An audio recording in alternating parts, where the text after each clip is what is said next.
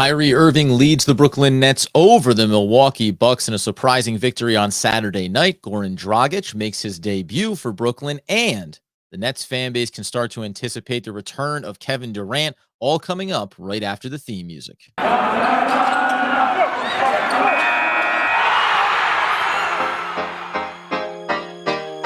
You are Locked On Nets, your daily Brooklyn Nets podcast. Part of the Locked On Podcast Network, your team every day.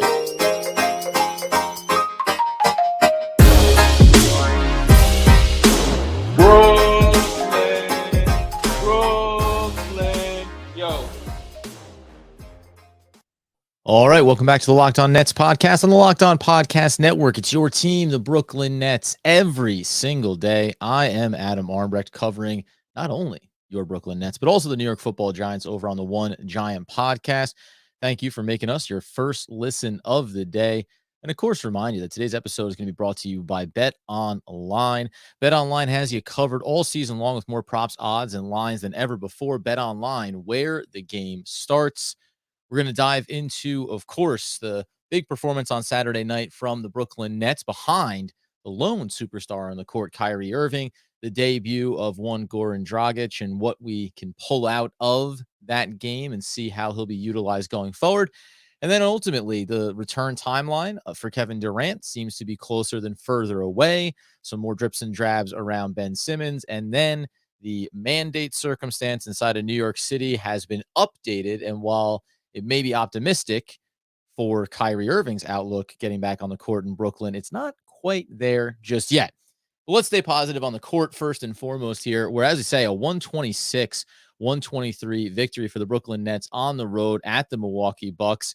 This was a really important game for Brooklyn, and it was spearheaded by Kyrie Irving.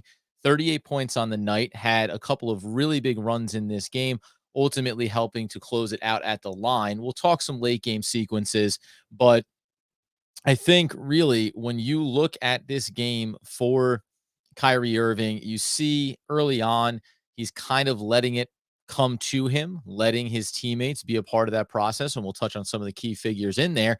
But then ultimately, whether it was in the second quarter where Kyrie had started the game 3 of 7, knocked down 5 of 6 shots going into the break, gave you 17 points in the first half, and then just an absolutely historic 43-point third quarter for the Brooklyn Nets, where he was once again key focus on the offensive end. Seth Curry played a role there as well. But this is, I think, the reminder here as we wait for this team to get 100% healthy, 100% back on the court together, that Kyrie Irving, Kevin Durant, it used to be James Harden. Maybe it's going to be Ben Simmons. But these are guys that are truly elite talents. And when they get going, when they get into their flow, even a team like Milwaukee, who's very well coached, who has a lot of length on the defensive end, and who had far less high-powered weapons to worry about in this game, although, again, the Nets have certainly become a more balanced team since the trade deadline and the buyout market. But you could have solely focused on Kyrie Irving and shutting him down, and they tried to do that for stretches, and yet Kyrie was still able to get the job done for Brooklyn. I did think, coming off the heels of a blowout loss at the hands of the Boston Celtics, we know the state of the Brooklyn Nets season, where they are in the standings. It was somewhat critical to get this win. And I think when you counteract a game like that against Boston with a really great individual performance from Kyrie Irving, but also team performance, it helps balance things out a little bit. And I think it helps you tread water here in the short term, knowing what may be just around the corner. And, again, this is the team in the Milwaukee Bucks that the Nets lost to in the second round of the playoffs last year, when Kyrie went down with an injury, when James Harden was hobbled, when Kevin Durant tried to do everything to lift them over him and ultimately came up just a hair short, or a toe, as the case may be. This is a reminder, because we've talked about it coming into this at the start of the year. As the Nets were constituted, every team, the Nets had the target on their back, so to speak. Every team was going to give them their best shot. They wanted to take down the favorites to win the championship, all that stuff. Now, fast forward to the post All-Star break, and as I think Doug alluded to last time, already 3/4 of the way through this NBA season, you're talking about teams that look in the standings and have to be thinking, well, the Brooklyn Nets are in the 8th spot right now. The Charlotte Hornets are behind them in 9th, and Atlanta in 10th there. And that's 2 games and 2.5 games back from Brooklyn as it stands right now. But these are teams that if we can bury Brooklyn into the 10th seed, if we can kick the Brooklyn Nets out of the playoff picture, the last thing that we want to face if you're a Milwaukee, if you're a Cleveland, a Philadelphia, Chicago, Miami, etc., we can give ourselves a real leg up here and not have to face what will be, regardless of whether or not they're on the same page, whether the continuity is fully there, whether they've had, 15 games or 2 games together in this new reconstruction. It's still going to be Kevin Durant. It's still going to be Kyrie Irving. It's still going to be some form of Ben Simmons and then all the other supporting cats that they have. You don't want to see this team in the playoffs.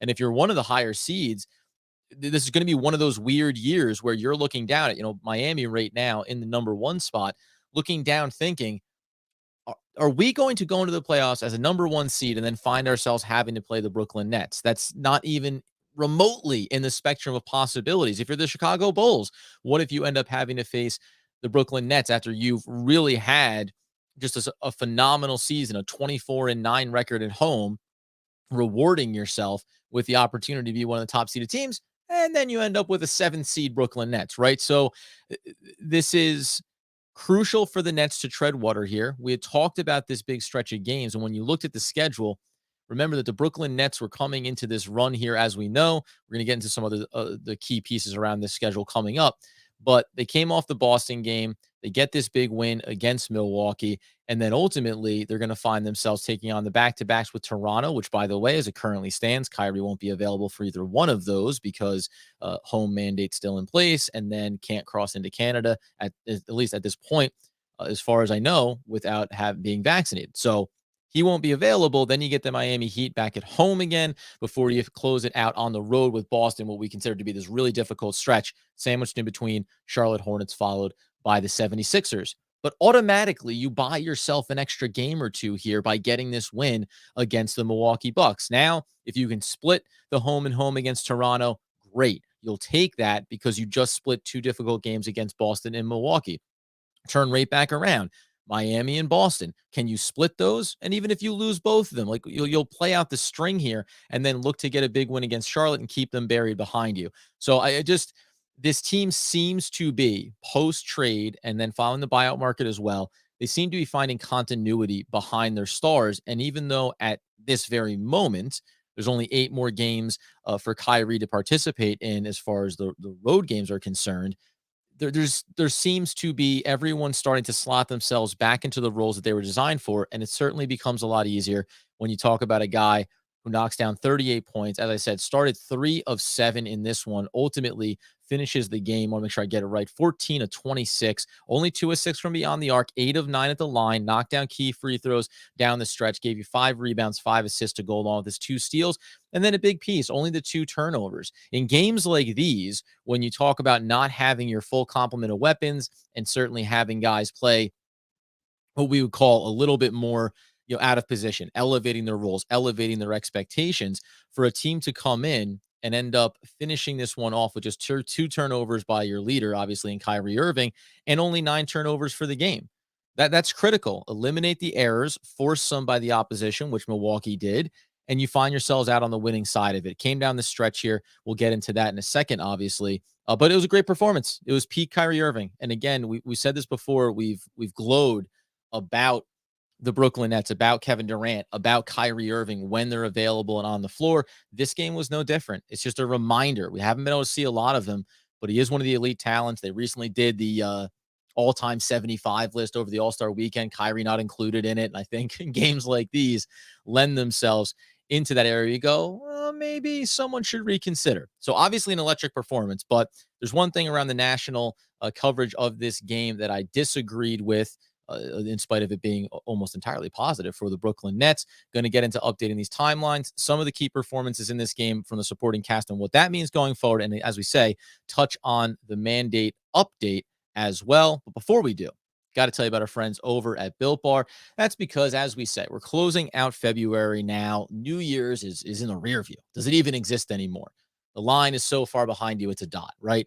But if you set some resolutions about wanting to get healthier, wanting to improve your diet, you got to continue right as we roll in towards March with Built Bar. And that's because over on built.com, we know that you're going to be getting all these great, delicious flavors. It's going to be a protein bar that's covered in 100% real chocolate with none of those nasty side, you know, pieces that we'll say around some candy bars or other junk food they may be, just getting a little greedy on. Things you tried to kick to the curb when you started out this new year. And it's not just the bars. I don't know if you tried yet the puffs. That's because they are the first ever protein infused marshmallow. They're nice and fluffy, airy, delicious. And of course, just like the bars, covered in 100% real chocolate. We give you the rundown over on built.com, where almost all the bars contain just 130 calories, only 4 grams of sugar, 4 grams of net carbs, and 17 grams of protein. Compare that to a candy bar, which usually has 240 calories, and also 30 effing grams of sugar. Unacceptable. And that's why you don't want to go near those, let alone the carbs. Mint brownie, coconut almond are just a few of those delicious flavors over there. And new for this month, you've got white chocolate cookies and cream. They're all delicious, and new flavors are coming out all the time. So be sure to get over to built.com and check them out because they're good for you. And of course, they're delicious as well.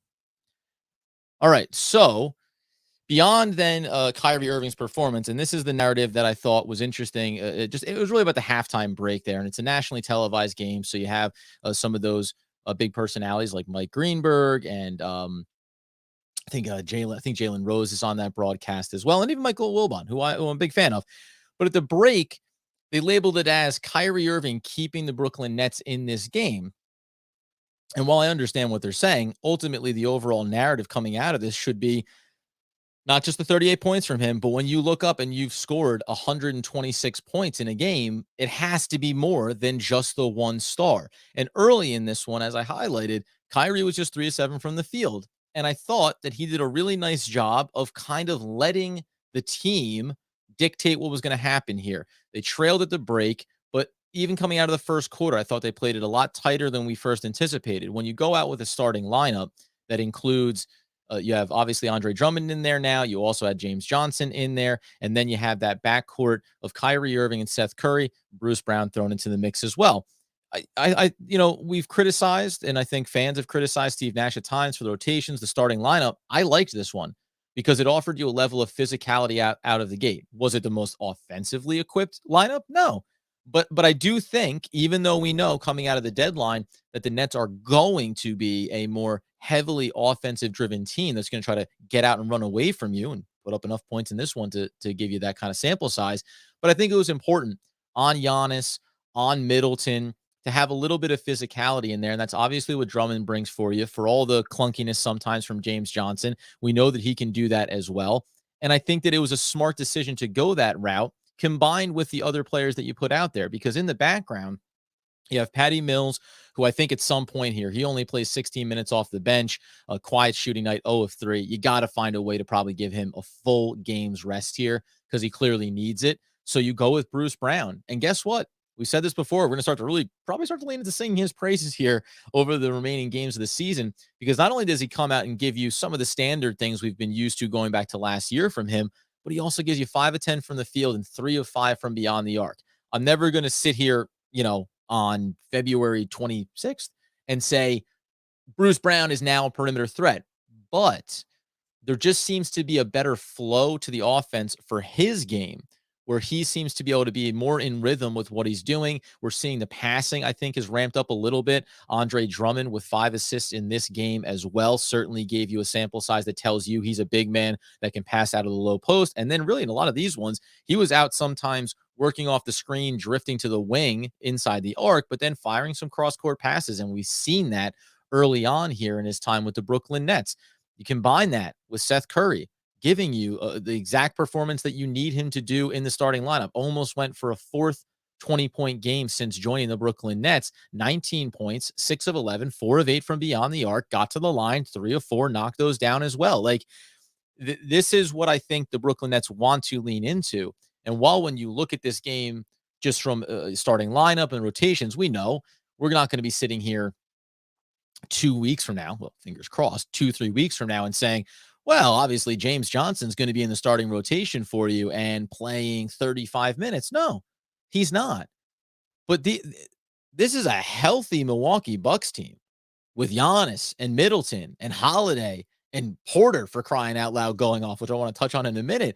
But when you look at the box score for the Milwaukee Bucks and you see 4 out of the 5 guys are in double digits in the starting lineup, 3 of them are over 20 points, with Giannis 29, Middleton with 25, and 30 for Portis there as well, who poured it in from beyond the arc. If you saw that box score and you saw 123 points and you knew that the Nets only had Kyrie Irving, you would have assumed a loss. And you wouldn't have been wrong for thinking that. And yet they got there. And this is why I think it's a lot more than just looking at it and saying, well, Kyrie Irving, 38-point performance, that was massive. I said the Curry 19, 17 from Drummond. Bruce Brown kicked in 15. James Johnson just 7 there out of that starting lineup. But then you got Aldridge coming off the bench. And even though he had a quiet night for him, 3 of 8 from the field, still kicked in 11, grabbed a few rebounds for you as well. And Cam Thomas, who's going to probably settle back down a little bit here as we move forward. We said that with the addition of Dragic. 4 of 9 from the field, 1 of 3 from beyond the arc, gave you a steal as well, a couple of assists, and 9 points. Everyone just seems to be finding their groove here, even before you have Kevin Durant back out there, even before you've introduced Ben Simmons. I mentioned about Seth Curry, I mentioned about Drummond and Brown, but Cam Thomas, even whether or not he ends up having any type of role here beyond just being a minute share as Dragic ramps up, I think that you're seeing his growth as well, because the facilitation is starting to come to him a little bit more in this game. He's getting away from some of the over dribbling, getting caught in a bad look and trying to force up an ugly shot. So the level of positivity around the guys behind Kyrie Irving coming out of this game is about as good as you could expect it. And you take what you want from that.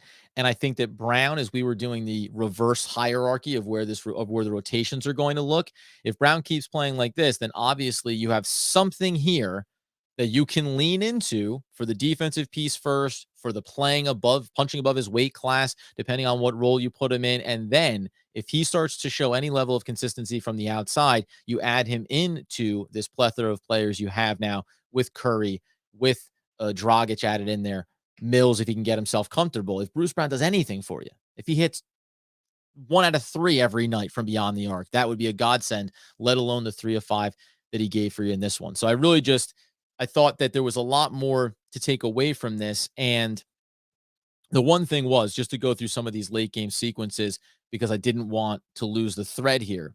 Late in this one, and then again, there was big surges, a 17-2 run in the third quarter when the Nets were going off. They had another big run in the fourth quarter to get back into it. And Kyrie kind of picked his spots and then hit some clutch shots and free throws down the stretch.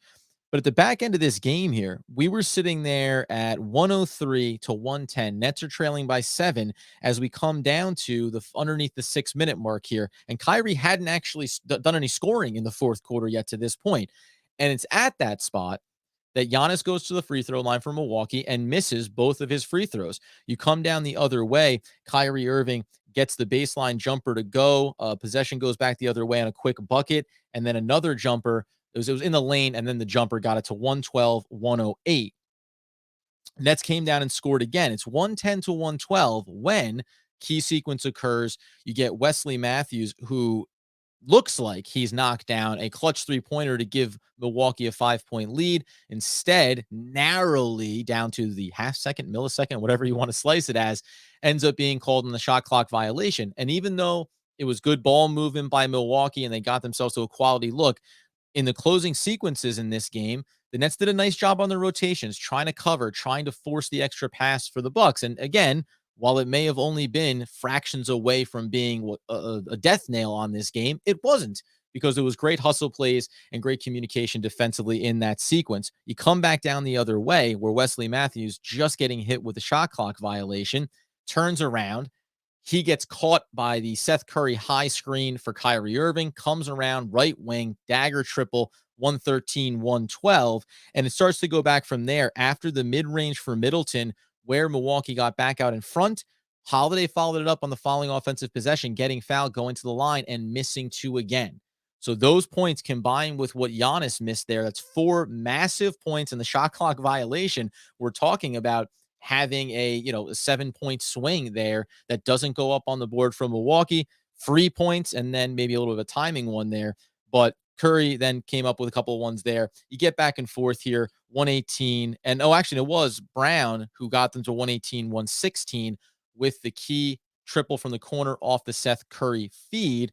Combine that, by the way, with a couple more key sequences here we'll touch on, and we'll get into the mandate as we talk about the last 30 seconds, some symbolic, I think, moments that closed out this game for Brooklyn, and maybe one last kudos to Seth Curry as well along the way. But before we do get into that, of course, we got to tell you about our friends over at Bet Online. That's because even though that football season is drifted away into the mind's eye, we know that the NBA and college hoops are gearing up and pushing towards those playoffs and obviously that what we call March Madness just around the corner. And from all the latest odds, totals, player performance props, and to where the next fired coach is going to land, it hurts, but maybe they'll get someplace better.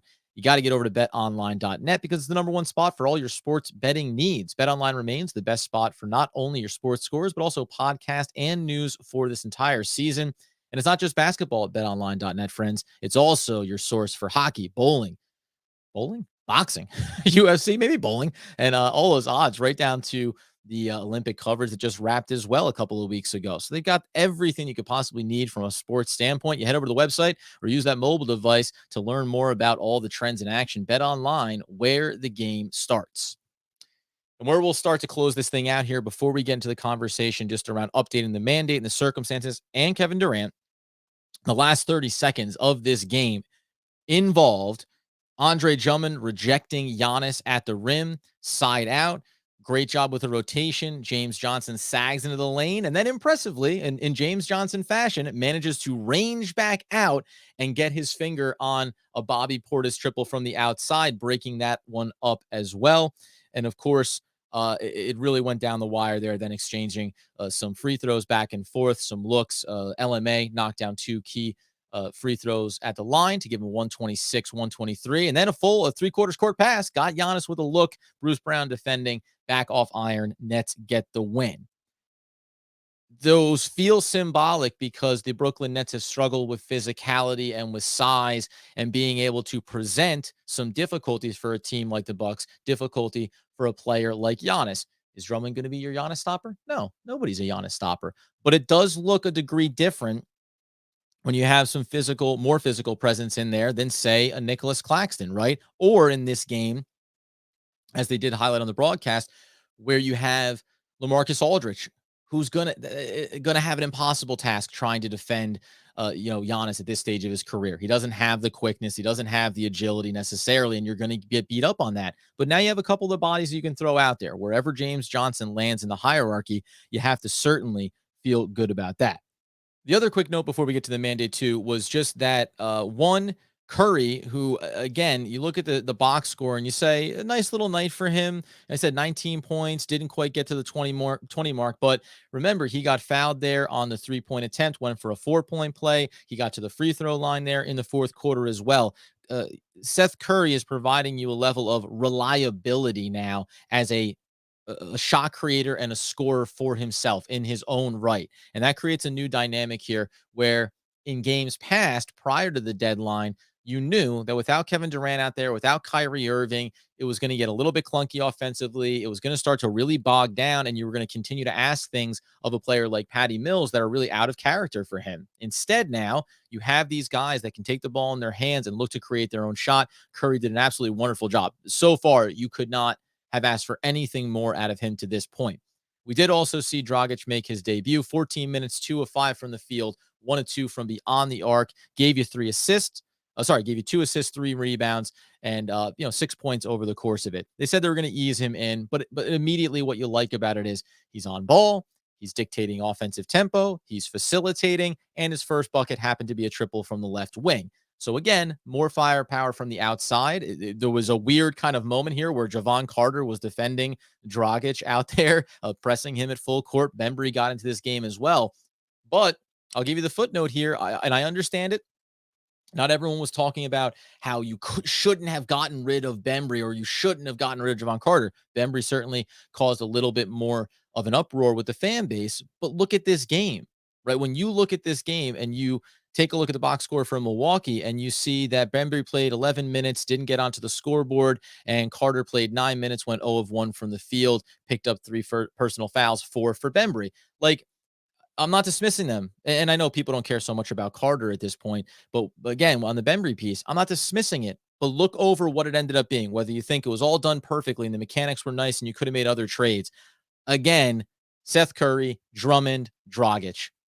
These are the guys that you have on your team now because Javon Carter and Bembry aren't there, right? And that, it's impossible to look at the results in a game like this and not understand why maybe it stings in the moment, but you get the big picture here that you're trying to accomplish.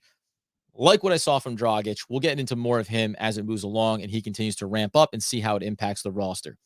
Other quick footnote was, of course, Ben Simmons, a little bit of a back soreness. Not sure what that timeline looks like.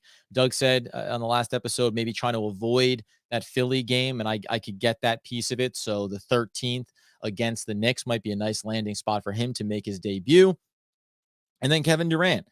They said he's right there on the edge of being full go. And these next few games wouldn't be outside the realm of possibility that he could be on the court for these next few games. And when you look at the schedule for Brooklyn and you have this home and home against Toronto, listen, I'd said the 10th to the 15th, something in there, the Orlando game on the 15th, maybe. If it's sooner, we'd be happy to be wrong. I'll be ecstatic to be wrong and see Kevin Durant out there, because when you look in the standings, obviously you see just a game behind Toronto right now. You can pick it up and get ahead of them there. And even in the short-term picture, you can just throw yourself up there and give yourself that cushion again when you have Miami and Boston waiting in the wings, and then the 76ers just a couple of games away after that. So it's all great. While they said it wasn't off the table, I'm not putting it fully on the table that Kevin Durant's going to walk out there for either one of these games. Maybe the Miami game could be a possibility, certainly, or they have the one over the weekend against the Celtics. Whenever he comes back, though, it looks like he's close, and that's a good thing. And that, again, feeds back into this narrative of patience, steady as it goes, because ultimately this is, again, just about getting into the playoffs and being a problem for any team that faces you. You'll live with those results. And I know you look at these timelines and we say, God, at some point, it doesn't matter. You have to be out there. You have to get them on the court. But the Nets have now gone through this too many times with Kevin Durant and with Kyrie Irving around not being available, little nagging injuries. And they want it to be, as Steve Nash said, once they step on the court, it's a full go and we get to ramp this thing up and push towards the playoffs. So while it may be difficult in the short term, again, big picture, right? Don't lose the forest for the trees here and be worried about getting a big win against the 76ers on the 10th. And Ben Simmons is included in this, right? You want that big win against the 76ers revenge game. Okay. But if you tell me that he's not going to play there, but he will play the last 15 games of the season and be ready for the playoffs or whatever it may look like, the last 5 games of the season, I don't care. As long as they're on the court, ready to go. You have to make these sacrifices around the margins because it hasn't been that perfect season for Brooklyn. The last piece that we will touch on here, when we recorded this earlier today, so there could be some updates around this by the time you hear it. We'll obviously cover it following the game on the post game later tonight. But it came out that Eric Adams, mayor of New York City, is going to be lifting the vaccine mandate on March 7th. However, as Shams Charania reported on Twitter and was validated by the Eric Adams press secretary, even though the vaccine mandate will be lifted on March 7th, assuming the numbers stay on track, he's also told that in the private sector mandate will still restrict Kyrie Irving from playing at home games, although he could enter the Barclays Centers as a spectator. So the good news is Kyrie can get back into Barclays if he buys a ticket. And I'd love to go to a game with him. We can sit up in section 225 together and just really enjoy ourselves. It's not quite there just yet, is the point. Is it again another step in a positive direction? Of course it is. Do I think that this is the breadcrumb trail to follow of ultimately Kyrie being able to play all games? Yes, I do, but not just yet. And just to put it in full context from the official announcement, from Eric Adams said the city would also lift the mask mandate on about 1 million of the city's school children in the country's largest school system. He said Sunday the decision will not come until Friday after a full week of classes have been through, and assuming that all the numbers point in the positive direction, said if it continues, they would also lift other measures, including doing away with proof of vaccination requirements at restaurants, bars, and other indoor public spaces. Quote, at the end of the week, we will evaluate the numbers and make a final announcement on Friday. If we see no unforeseen spikes and our numbers continue to show low level of risk, New York City will remove the indoor mask mandate for public school children effective next Monday, March 7th, he said. So again, I know patience. I know we all want Kyrie to be able to play. We all agree that it seems odd that unvaccinated players are coming in and playing at Barclays and Kyrie Irving's unable to. You could even say it's ridiculous, right? We all agree on that. And practice patience, because we may only be another week or two away from the next phase of it and the next phase of it. And as long as, again, if we're talking about when does it need to happen, it needs to happen by the time the Nets are going into the playoffs. And it's not the perfect scenario. I'd like it to be today. But as long as it happens by the time they go to the playoffs, it means that Kyrie Irving will be able to be a full participant. And again, with the one caveat, the aforementioned Toronto Raptors coming up around the home and home, that would be one playoff series as it stands right now that Kyrie would not be able to participate on the road with the Brooklyn Nets because of Canada's restrictions. We don't know if that could change as well between now and the playoffs. We'll have to wait and see. At the end of the day, it was an absolutely massive win for the Brooklyn Nets on Saturday night that helped stem the tide here through a difficult stretch of the schedule. It was a great performance from not only Kyrie Irving, but also the supporting cast around this team, as it looks like Steve Nash is going to start to refine what these rotations look like. And it was a positive overall sense of what's going on in the city and what it could mean in the near future for Kyrie Irving and ultimately for the Brooklyn Nets. We will, of course, come back in on the post game, breaking it all down like we always do. In the meantime, as Doug Norrie would tell you, you head over to YouTube, you subscribe, you get the podcast wherever those needs are fulfilled. We continue to be absolutely elated by all the support, the conversations, the chatter, the back and forth. Everyone's been great. Even if we disagree, it doesn't matter. Let's have a debated conversation. As long as it's respectful, it's all good. We'll dive in on those with you every step of the way. And in a time like this, as we're trying to get ourselves focused in, excited about the possibilities, what could be coming next, what's just around the corner, how about this from one of the all-time greats? It's never too late. Don't focus on what was taken away. Find something to replace it and acknowledge the blessings you have. Drew Barrymore, one of the all-time great American poets. We'll be back again next time talking all things Brooklyn Nets.